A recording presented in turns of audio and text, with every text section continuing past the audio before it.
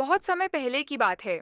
कृष्ण और सुदामा गुरुकुल में सांदीपनी ऋषि के आश्रम में साथ साथ पढ़ते थे।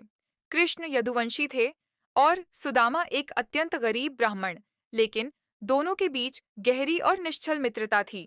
गुरुकुल से शिक्षा पूरी करने के बाद दोनों अपने अपने मार्ग पर चले गए। समय बीतता गया। कृष्ण द्वारका के राजा बन गए और सुदामा अत्यंत निर्धन जीवन जीने लगे।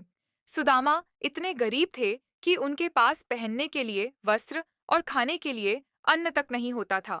एक दिन सुदामा की पत्नी ने उनसे कहा कि वे अपने मित्र कृष्ण से मिलने जाएं, शायद उनकी मदद से जीवन सुधर जाए। सुदामा को मदद मांगना अच्छा नहीं लगता था, फिर भी पत्नी के आग्रह पर वे कृष्ण से मिलने निकल पड़े। पत्नी ने भेंट स्वरूप थोड़े से चावल, अवली पोहे एक कपड़े में बांध दिए।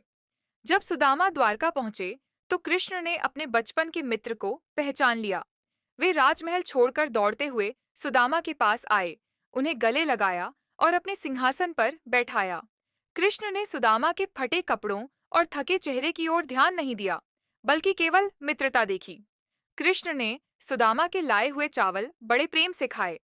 सुदामा कुछ मांग नहीं पाए और बिना कुछ कहे वापस लौट आए। जब सुदामा अपने घर पहुंचे, तो उन्होंने देखा कि उनकी झोपड़ी एक भव्य महल में बदल चुकी है। उनकी गरीबी समाप्त हो चुकी थी। यह सब कृष्ण की कृपा थी, जिन्होंने बिना मांगे ही अपने मित्र को सब कुछ दे दिया। कहानी से शिक्षा सच्ची मित्रता में स्वार्थ नहीं होता।